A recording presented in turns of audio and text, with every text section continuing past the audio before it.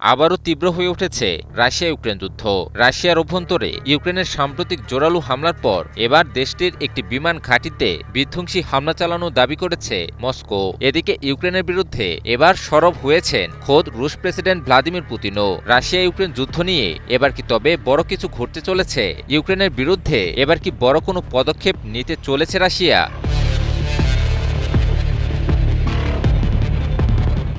সম্প্রতি রাশিয়ার অভ্যন্তরে ইউক্রেনের দূরপাল্লার ড্রোন হামলা উল্লেখযোগ্যভাবে বেড়েছে।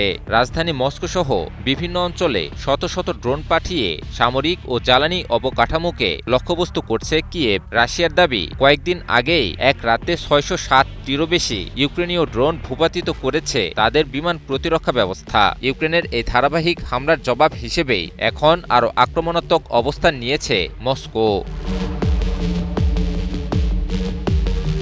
রুশ প্রতিরক্ষা মন্ত্রণালয়ের দাবি, দক্ষিণ ইউক্রেনের মিকোলাইভ অঞ্চলের একটি বিমান ঘাঁটিতে ড্রোন হামলা চালিয়ে দুটি মিগ-29 যুদ্ধবিমান ধ্বংস করা হয়েছে। তাদের ভাষ্য অনুযায়ী একটি যুদ্ধবিমান রানওয়ের পাশে এবং অন্যটি বাংকারের ভেতরে জ্বালানি নেওয়ার সময় হামলার শিকার হয়। হামলার ভিডিও প্রকাশ করে মস্কো দাবি করেছে লক্ষ্যবস্তু সফলভাবে ধ্বংস করা হয়েছে। রুশ বার্তা সংস্থা তাসের এক প্রতিবেদনে তুলে ধরা হয় এ খবর।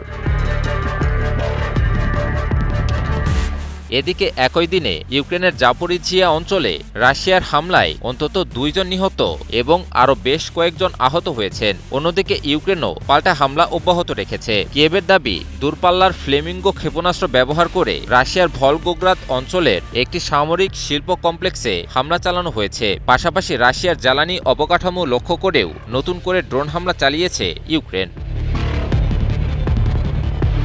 এমন পরিস্থিতিতে যুদ্ধ এবং সম্ভাব্য আলোচনার বিষয়ে কঠোর অবস্থান জানিয়েছেন রুশ প্রেসিডেন্ট ভ্লাদিমির পুতিন। তিনি স্পষ্ট করে বলেছেন, ইউক্রেন যতই হামলা বাড়াক না কেন, কিয়েভের শর্তে রাশিয়া কখনো আলোচনায় বসবে না। তার দাবি, ইউক্রেনের লক্ষ্য রাশিয়ার বেসামরিক অবকাঠামোতে হামলা চালিয়ে জনগণের মধ্যে ভয় ও বিভক্তি সৃষ্টি করা, তবে সেই চেষ্টা কখনো সফল হবে না। পুতিন আরও বলেন, রাশিয়া যুক্তরাষ্ট্র কিংবা ইউক্রেনের সঙ্গে আলোচনা দরজা পুরোপুরি বন্ধ করছে না, তবে যুদ্ধক্ষেত্রে অর্জিত কৌশলগত সুবিধা আলোচনা টেবিলে কোনোভাবেই ছেড়ে দেওয়া হবে না। দেশের নিরাপত্তা, সীমান্ত এবং নাগরিকদের সুরক্ষায় প্রয়োজনীয় সব ধরনের পদক্ষেপ নেওয়া হবে বলেও জানিয়েছেন তিনি।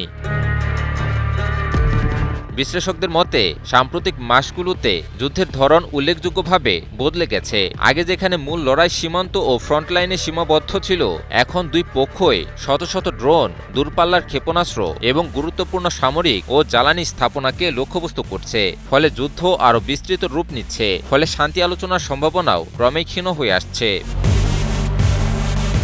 আমি ভরসা রাখি হিরন স্মার্ট ওয়াটার পিউরিফায়ারে।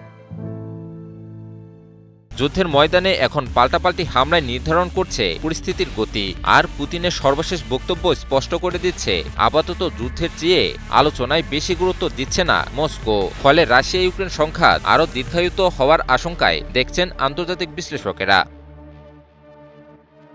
ইমন আলী, নিউজ 24।